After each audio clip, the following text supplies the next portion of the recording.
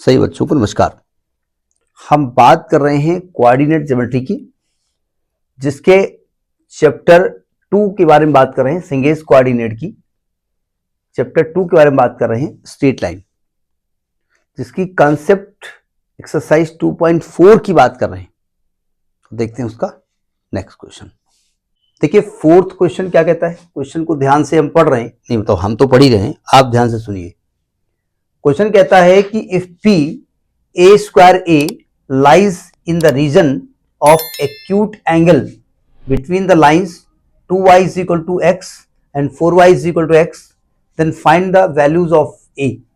ये दो लाइंस हैं, इनके बीच कुछ एंगल होगा, तो इनके बीच का जो एक्यूट रीजन है, जो एक्यूट एंगल बनाता है, उसके बीच में ये पॉइंट लाई कर रहा है। अब किस पॉइंट के एबव है, किस पॉइंट के बिलो है, दिया तो नहीं गया है, लेकिन अगर लाइन को आप पहचानते हो तो निकाल सकते हो।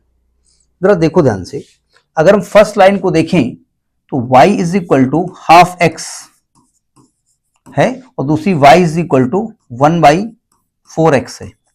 अगर ध्यान से देखो तो ये line y is equal to mx type की है, जो ओरिजिन से पास होती है, जिसका स्लोप m है।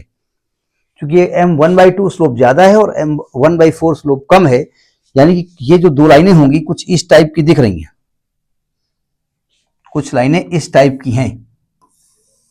1/4x वाली ये लाइन होगी और 1/2x वाली ये लाइन होगी, यानी y is equal to 1/4x है और ये y is equal to 1/2x है, और ये इसके बीच का एक्यूट रीजन है।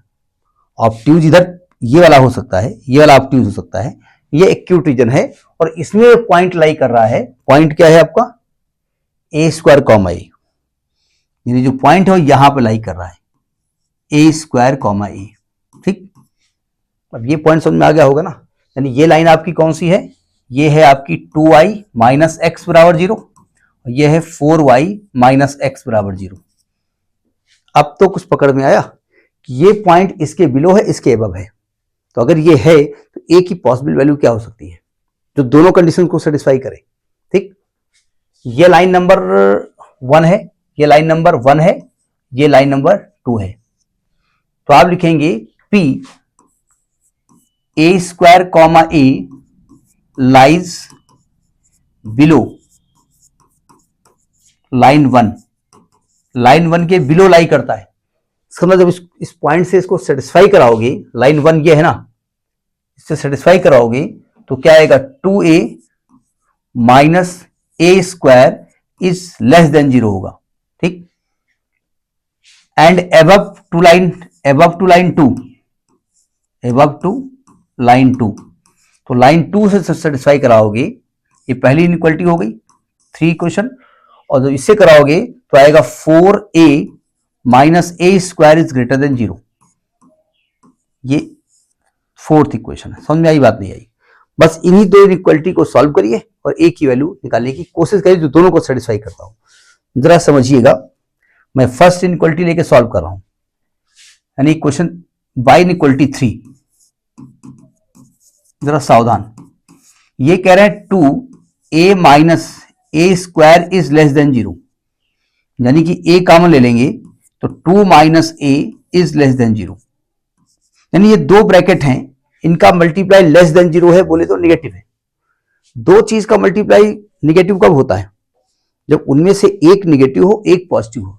तो यहां दो कंडीशन पॉसिबल हैं। पहली कंडीशन ये पॉसिबल यहां पर है कि a लेस देन 0 हो और 2 माइनस a ग्रेटर देन 0 हो, एक ये कंडीशन हो। सेकेंड कंडीशन यहां ये पॉसिबल है कि a ग्रेटर देन 0 हो और 2 माइनस a लेस देन 0 हो। समझ में बात आई कि नहीं आई?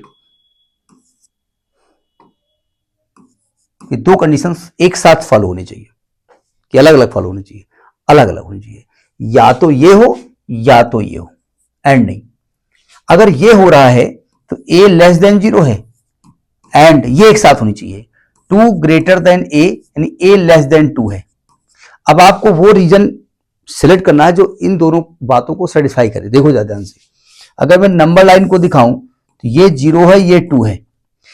नंबर जो 0 से छोटा होगा वो इधर होगा, 2 से छोटा होगा वो इधर होगा, यानी ये वाला जो रीजन है ना, ये इसको भी सेटिस्फाई कर रहा है और इसको भी सेटिस्फाई कर रहा है। तो जो नंबर 0 से छोटा है वो 2 से छोटा होगा।